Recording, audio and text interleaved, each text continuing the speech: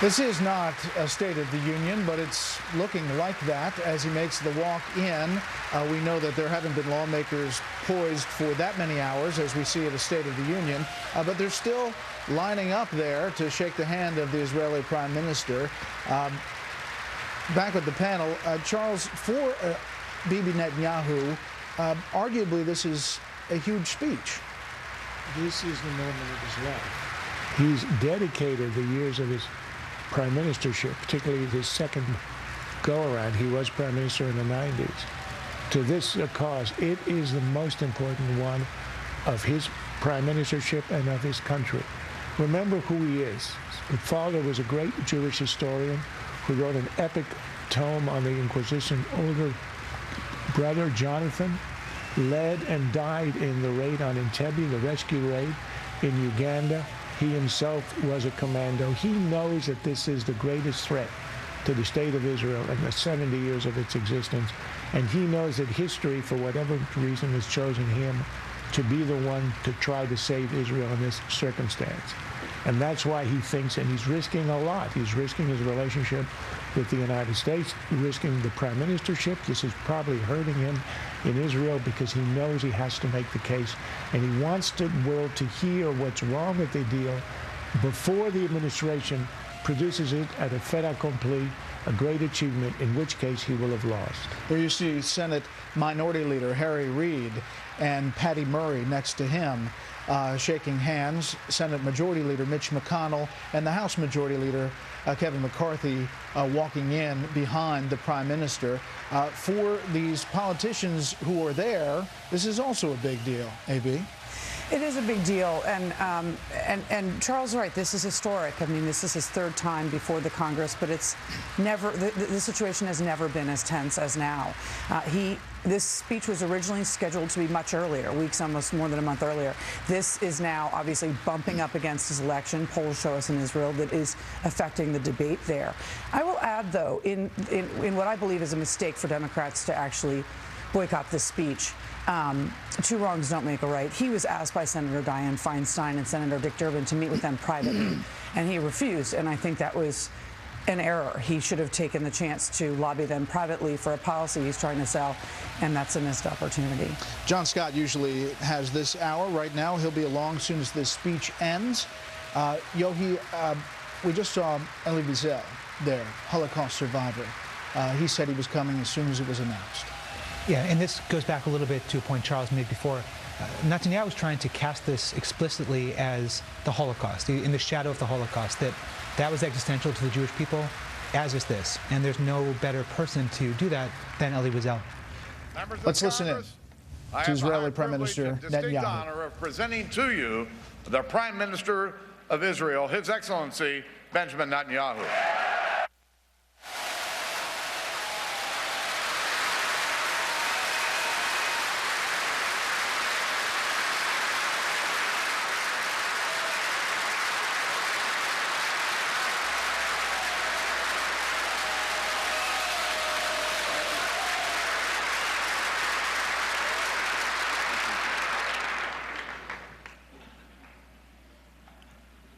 Speaker of the House, John Boehner,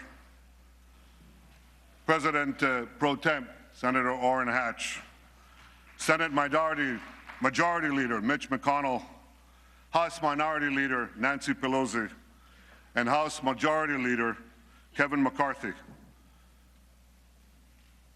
I also want to acknowledge Senator Democratic Leader Harry Reid.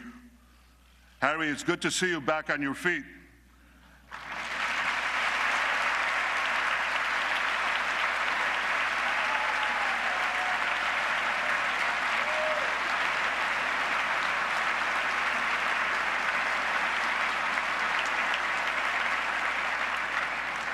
I guess it's true what they say, you can't keep a good man down.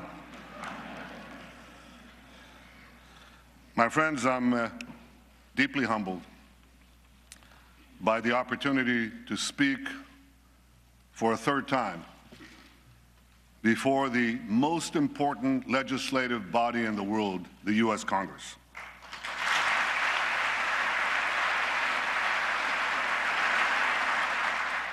I want to thank you all for being here today. I know that my speech has been the subject of much controversy. I deeply regret that some perceive my being here as political.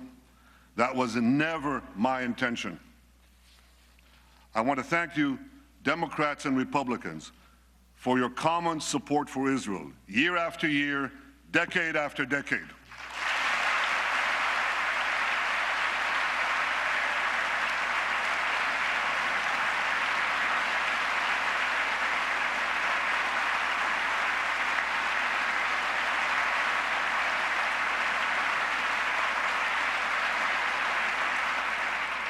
I know that no matter on which side of the aisle you sit, you stand with Israel.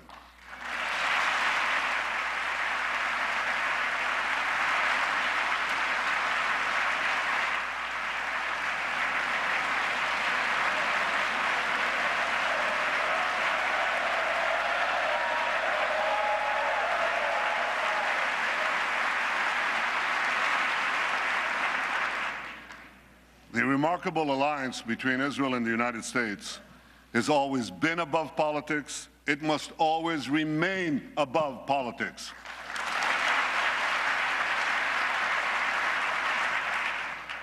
Because America and Israel, we share a common destiny, the destiny of promised lands that cherish freedom and offer hope. Israel is grateful for the support of America's people and of America's presidents, from Harry Truman to Barack Obama.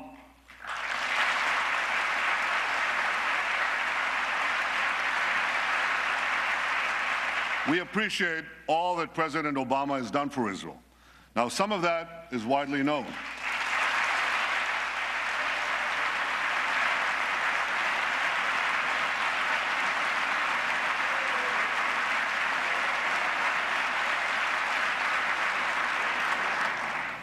Some of that is widely known, like strengthening security cooperation and intelligence sharing, opposing anti-Israel resolutions at the UN. Some of what the President has done for Israel is less well known. I called him in 2010 when we had the Carmel forest fire, and he immediately agreed to respond to my request for urgent aid. In 2011, we had our embassy in Cairo under siege, and again, he provided vital assistance at the crucial moment.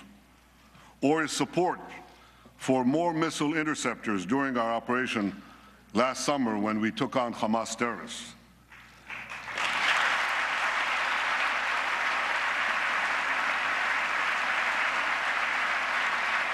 In each of those moments, I called the President, and he was there. And some of what the President has done for Israel might never be known, because it touches on some of the most sensitive and strategic issues that arise between an American president and an Israeli prime minister. But I know it, and I will always be grateful to President Obama for that support.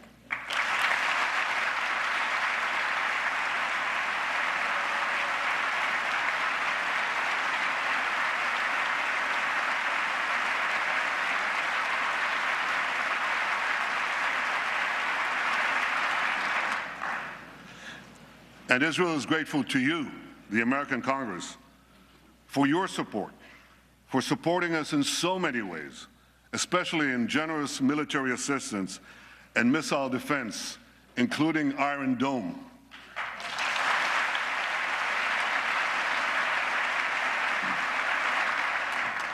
Last summer, millions of Israelis were protected from thousands of Hamas rockets because this Capitol dome helped build our Iron Dome.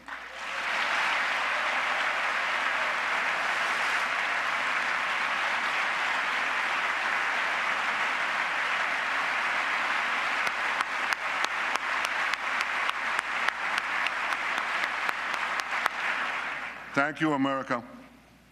Thank you for everything you've done for Israel. My friends, I've come here today because as Prime Minister of Israel, I feel a profound obligation to speak to you about an issue that could well threaten the survival of my country and the future of my people. Iran's quest for nuclear weapons. We're an ancient people.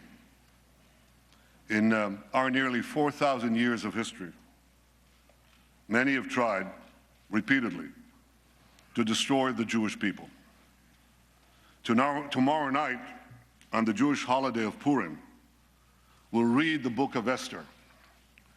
We'll read of a powerful Persian viceroy named Aman, who plotted to destroy the Jewish people some 2,500 years ago.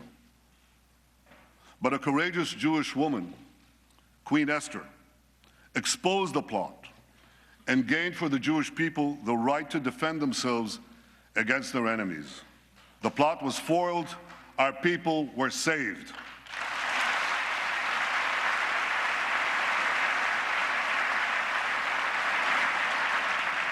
Today, the Jewish people face another attempt by yet another Persian potentate to destroy us.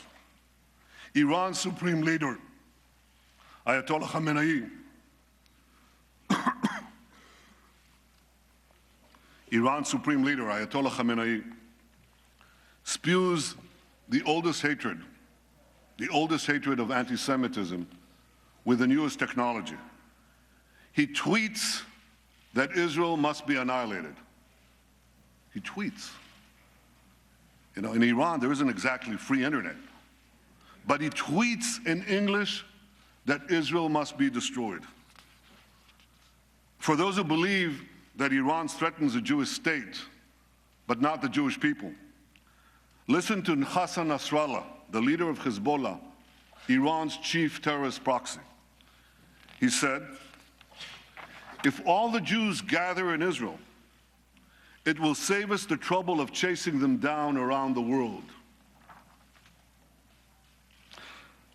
But Iran's regime is not merely a Jewish problem, any more than the Nazi regime was merely a Jewish problem. The 6 million Jews murdered by the Nazis were but a fraction of the 60 million people killed in World War II.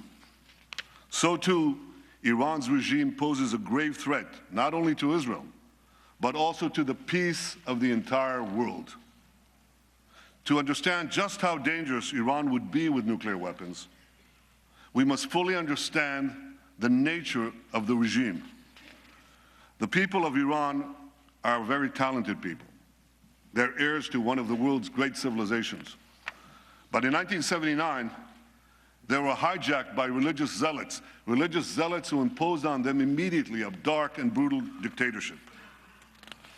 That year, the zealots drafted a constitution, a new one for Iran. It directed the Revolutionary Guards not only to protect Iran's borders, but also to fulfill the ideological mission of jihad.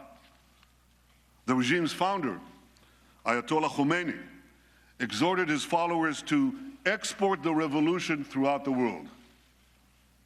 I'm standing here in Washington, D.C., and the difference is so stark. America's founding document promises life, liberty, and the pursuit of happiness. Iran's founding document pledges death, tyranny, and the pursuit of jihad. And as states are collapsing across the Middle East, Iran is charging into the void to do just that. Iran's goons in Gaza, its lackeys in Lebanon, its Revolutionary Guards on the Golan Heights are clutching Israel with 3 tentacles of terror. Backed by Iran, Assad is slaughtering Syrians. Backed by Iran, Shiite militias are rampaging through Iraq. Backed by Iran, Houthis are seizing control of Yemen, threatening the strategic straits at the mouth of the Red Sea. Along with the Straits of Hormuz, that would give Iran a second choke point on the world's oil supply. Just last week, near Hormuz, Iran carried out a military exercise blowing up a mock U.S. aircraft carrier. That's just last week, while they're having nuclear talks with the United States. But unfortunately, for the last 36 years, Iran's attacks against the United States have been anything but mock, and the targets have been all too real. Iran took dozens of Americans hostage in Tehran, murdered hundreds of American soldiers, Marines in Beirut, and was responsible for killing and maiming thousands of American servicemen and women in Iraq and Afghanistan.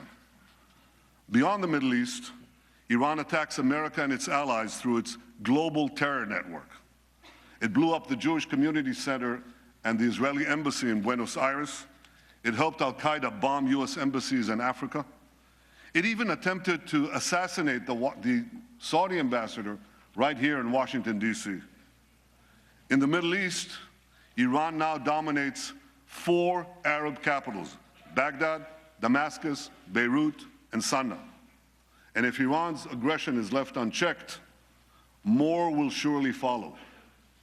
So at a time when many hope that Iran will join the community of nations, Iran is busy gobbling up the nations.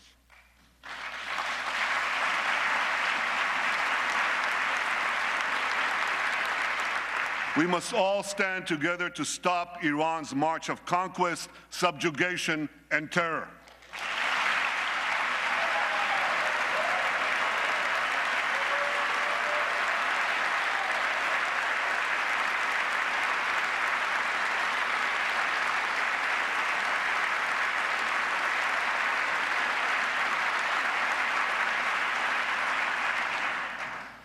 Now, 2 years ago, we were told to give President Rouhani and Foreign Minister Zarif a chance to bring change and moderation to Iran. Some change, some moderation. Rouhani's government hangs gays, persecutes Christians, jails journalists, and executes even more prisoners than before. Last year, the same Zarif, who charms Western diplomats, laid a wreath at the grave of Imad Murnia. Imad Murnia is the terrorist mastermind who spilled more American blood than any other terrorist besides Osama bin Laden. I'd like to see someone ask him a question about that. Iran's regime is as radical as ever. Its cries of death to America, that same America that it calls the Great Satan, as loud as ever. Now, this shouldn't be surprising, because the ideology of Iran's revolutionary regime is deeply rooted in militant Islam. And that's why this regime will always be an enemy of America. And don't be fooled. The battle between Iran and ISIS doesn't turn Iran into a friend of America. Iran and ISIS are competing for the crown of militant Islam. One calls itself the Islamic Republic, the other calls itself the Islamic State. Both want to impose a militant Islamic empire, first on the region and then on the entire world. They just disagree among themselves who will be the ruler of that empire. In this deadly game of thrones, there's no place for America or for Israel. No peace for Christians, Jews, or Muslims who don't share the Islamist medieval creed. No rights for women, no freedom for anyone. So when it comes to Iran and ISIS, the enemy of your enemy is your enemy.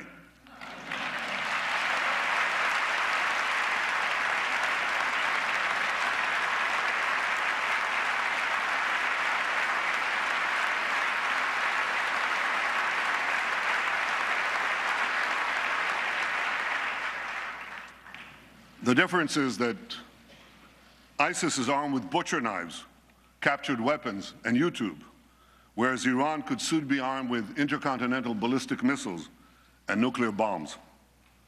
We must always remember, I'll say it one more time, the greatest danger facing our world is the marriage of militant Islam with nuclear weapons. To defeat ISIS and let Iran get nuclear weapons would be to win the battle but lose the war. We can't let that happen.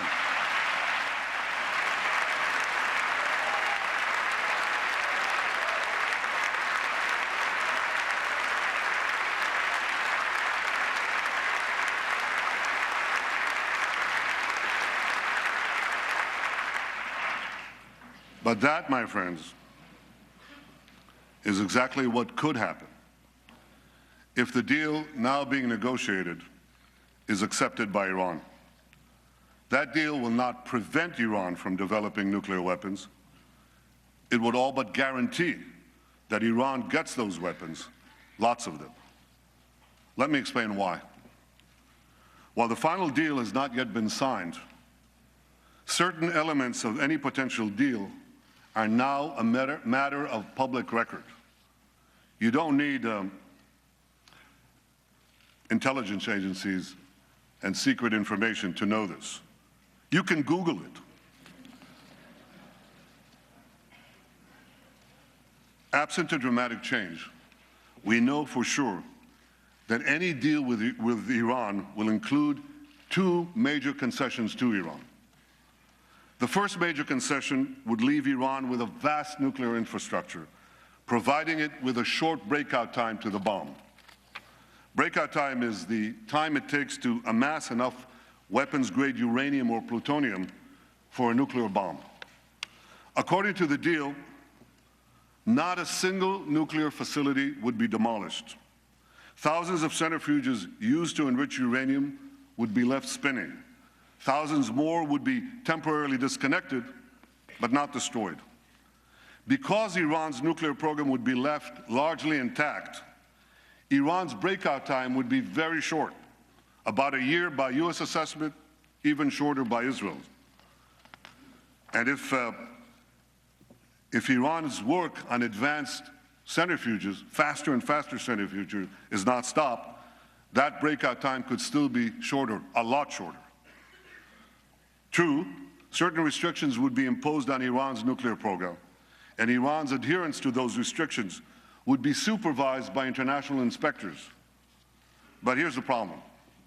You see, inspectors document violations. They don't stop them. Inspectors knew when North Korea broke to the bomb, but that didn't stop anything. North Korea turned off the cameras, kicked out the inspectors. Within a few years, it got the bomb. Now we're warned that within 5 years, North Korea could have an arsenal of 100 nuclear bombs. Like North Korea, Iran too has defied international inspectors. It's done that on at least 3 separate occasions: 2005, 2006, 2010. Like North Korea, Iran broke the locks, shut off the cameras. Now, I know this is not going to come as a shock to any of you, but Iran not only defies inspectors, it also plays a pretty good game of hide and cheat with them. The UN's nuclear watchdog agency, the IAEA, said again yesterday that Iran still refuses to come clean about its military nuclear program. Iran was also caught twice, not once, twice, operating secret nuclear facilities in Natanz and Qom, facilities that inspectors didn't even know existed. Right now, Iran could be hiding nuclear facilities that we don't know about, the US and Israel. As the former head of inspections for the IAEA said in 2013, he said, if there's no undeclared installation today in Iran, it'll be the first time in 20 years that it doesn't have one. Iran has proven time and again that it cannot be trusted. And that's why the first major concession is a source of grave concern. It leaves Iran with a vast nuclear infrastructure and relies on inspectors to prevent a breakout. That concession creates a real danger that Iran could get to the bomb by violating the deal. But the second major concession creates an even greater danger, that Iran could get to the bomb by keeping the deal, because virtually all the restrictions on Iran's nuclear program will automatically expire in about a decade. Now, a decade may seem like a long time in political life, but it's the blink of an eye in the life of a nation. It's a blink of an eye in the life of our children. We all have a responsibility to consider what will happen when Iran's nuclear capabilities are virtually unrestricted and all the sanctions will have been lifted. Iran would then be free to build a huge nuclear capacity that could produce many, many nuclear bombs. Iran's supreme leader says that openly. He says Iran plans to have 190,000 centrifuges, not 6,000 or even the 19,000 that Iran has today, but 10 times that amount, 190,000 centrifuges enriching uranium. With this massive capacity, Iran could make the fuel for an entire nuclear arsenal, and this in a matter of weeks, once it makes that decision.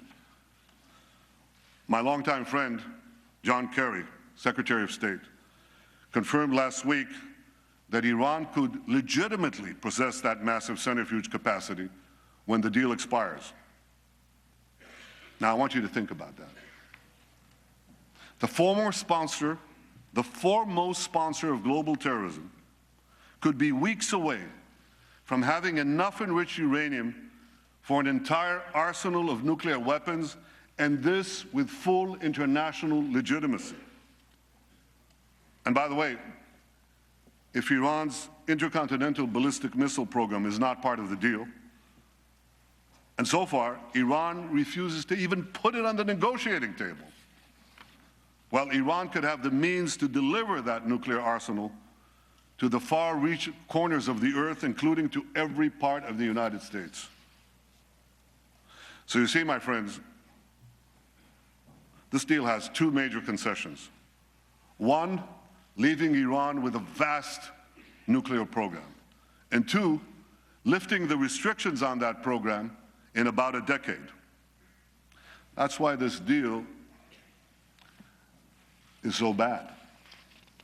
It doesn't block Iran's path to the bomb, it paves Iran's path to the bomb. So why would anyone make this deal? Because they hope that Iran will change for the better in the coming years? Or they believe that the alternative to this deal is worse? Well, I disagree.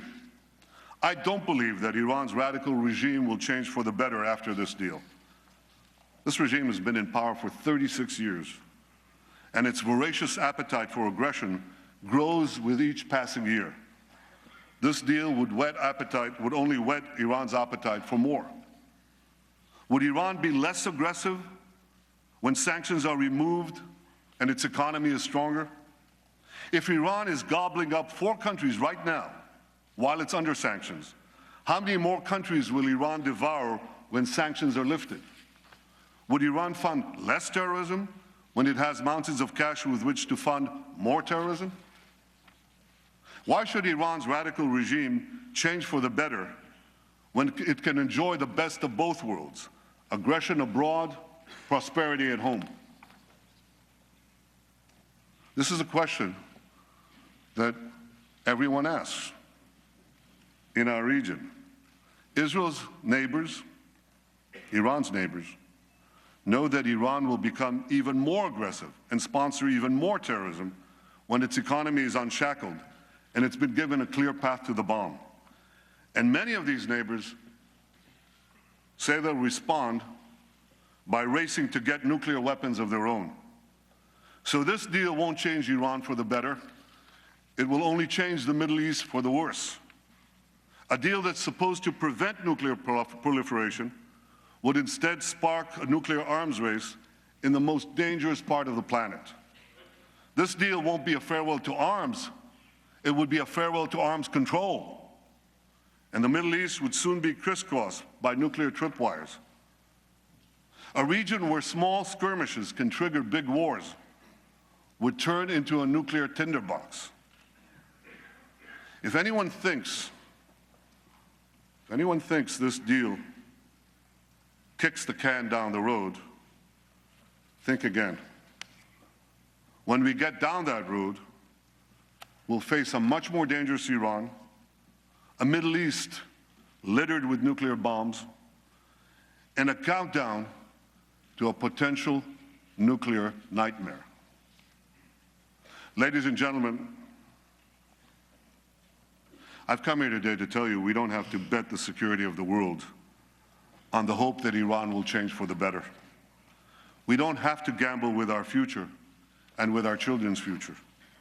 we can insist that restrictions on Iran's nuclear program not be lifted for as long as Iran continues its aggression in the region and in the world.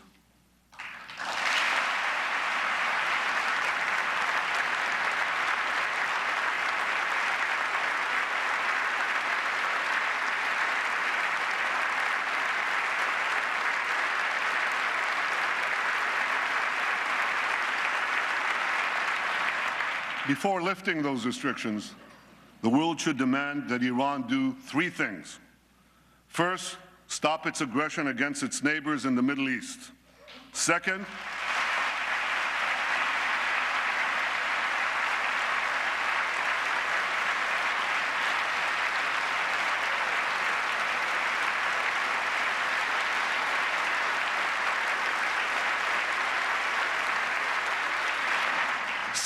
stop supporting terrorism around the world.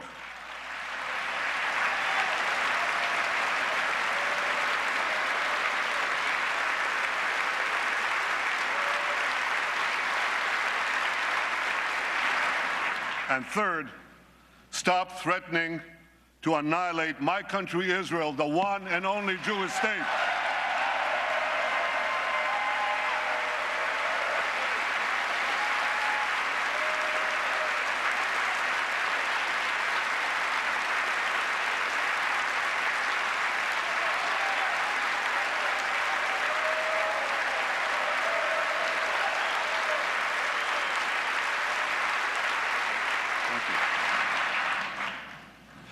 If the world powers are not prepared to insist that Iran change its behavior before a deal is signed, at the very least, they should insist that Iran change its behavior before a deal expires.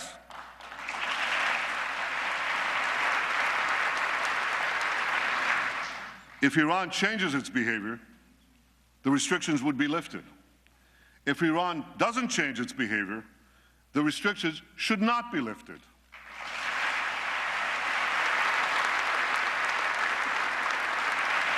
If Iran wants to be treated like a normal country, let it act like a normal country.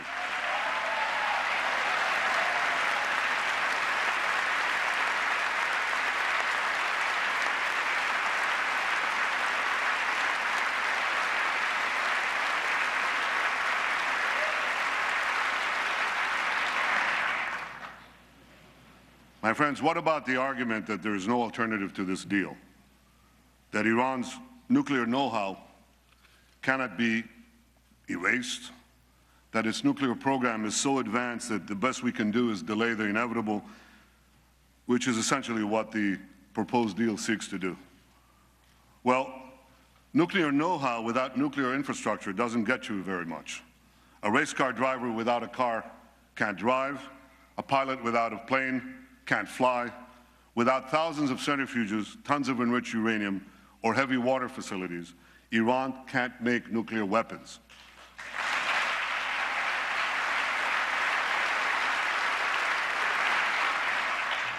Iran's nuclear program can be rolled back well beyond the current proposal by insisting on a better deal and keeping up the pressure on a very vulnerable regime, especially given the recent collapse in the price of oil.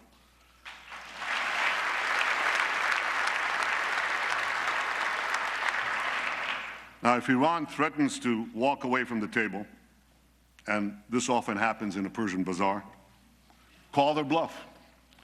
They'll be back because they need the deal a lot more than you do.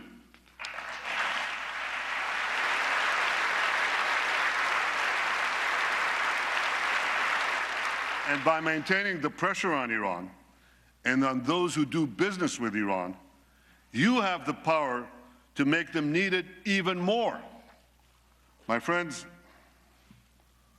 for over a year, we've been told that no deal is better than a bad deal. Well, this is a bad deal. It's a very bad deal. We're better off without it.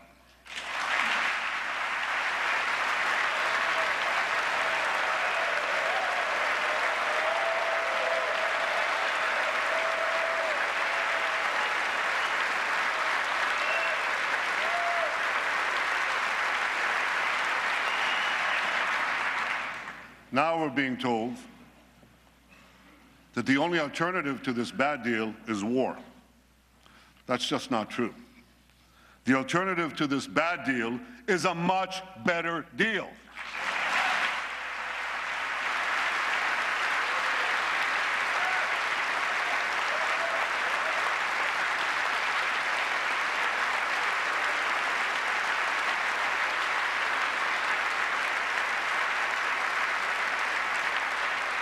A better deal that doesn't leave Iran with a vast nuclear infrastructure and such a short breakout time.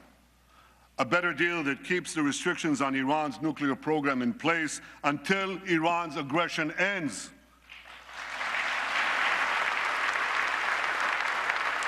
A better deal that won't give Iran an easy path to the bomb. A better deal that Israel and its neighbors may not like, but with which we could live, literally. And no country has a greater stake.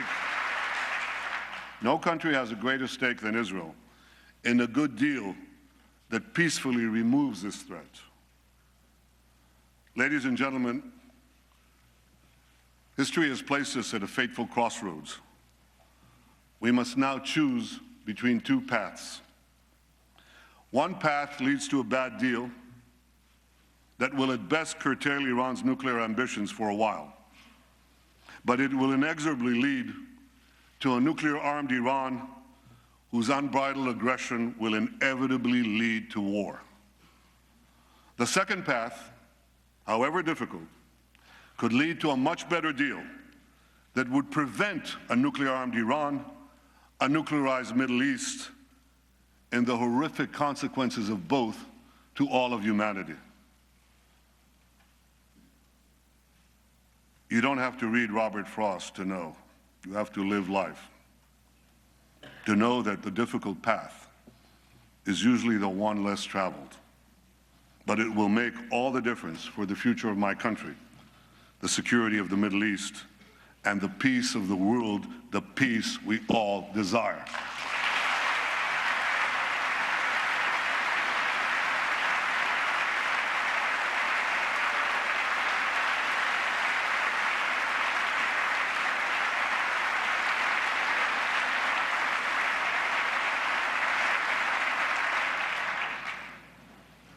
My friends, standing up to Iran is not easy. Standing up to dark and murderous regimes never is. With us today is Holocaust survivor and Nobel Prize winner, Elie Wiesel.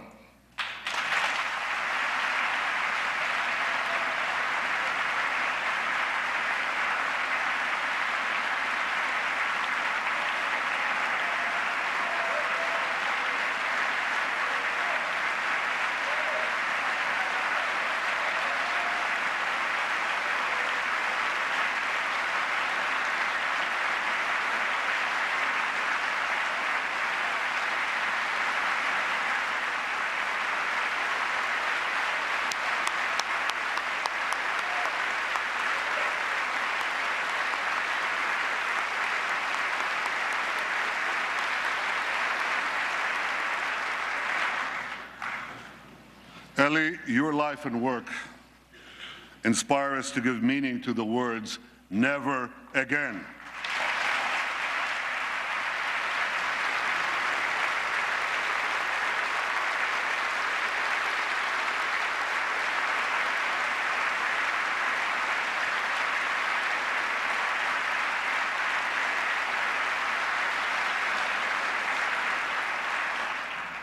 And I wish I could promise you, Elie, that the lessons of history have been learned. I can only urge the leaders of the world not to repeat the mistakes of the past.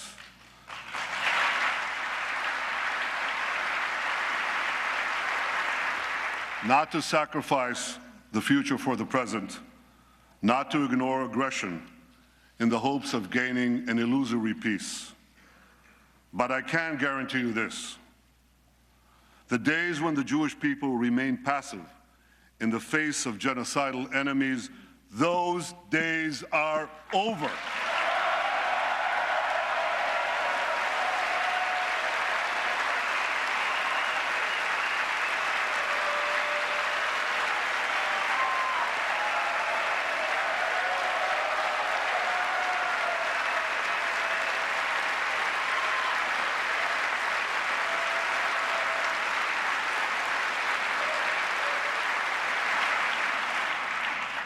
We are no longer scattered among the nations, powerless to defend ourselves. We've restored our sovereignty in our ancient home, and the soldiers who defend our home have boundless courage. For the first time in 100 generations, we, the Jewish people, can defend ourselves.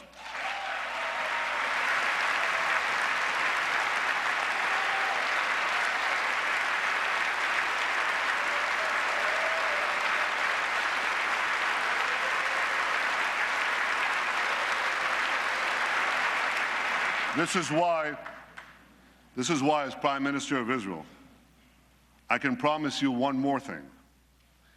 Even if Israel has to stand alone, Israel will stand.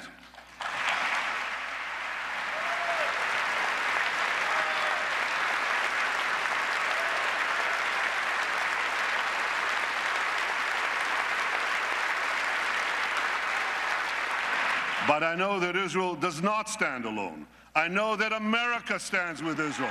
I know that you stand with Israel.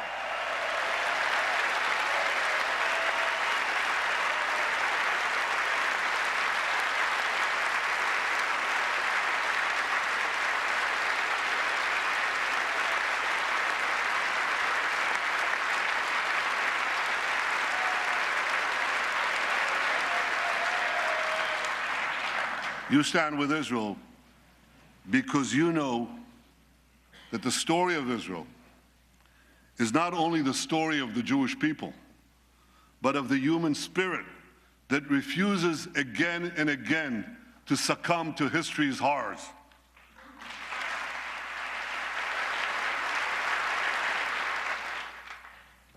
Facing me, right up there in the gallery, overlooking all of us in this august chamber, is the image of Moses. Moses led our people from slavery to the gates of the Promised Land. And before the people of Israel entered the land of Israel, Moses gave us a message that has steeled our resolve for thousands of years. I leave you with his message today. Chizku v'imtzu, al tiru ve'al ta'artzu mipnehem. Be strong and resolute, neither fear nor dread them.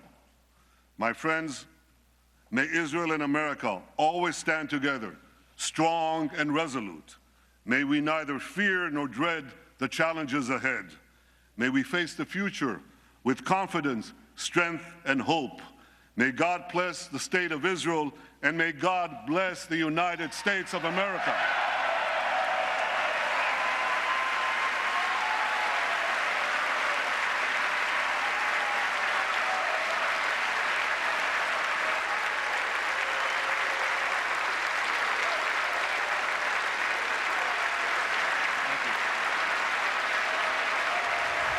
Israeli Prime Minister Benjamin Netanyahu speaking to a joint session of Congress, speaking for about 40 minutes, interrupted by applause, roughly 40 times. Many of them, as you see here, standing ovations by lawmakers from both parties, some of them by one party or another, interrupted nonetheless. In a methodical way, Netanyahu lays out the case against Iran in this speech. He spent the first 16 minutes talking about Iran's support for terrorism throughout the Middle East, saying Iran has goons in Gaza, lackeys in Lebanon, Revolutionary Guard in the Golan Heights, quote, its tentacles of terror reaching throughout the region.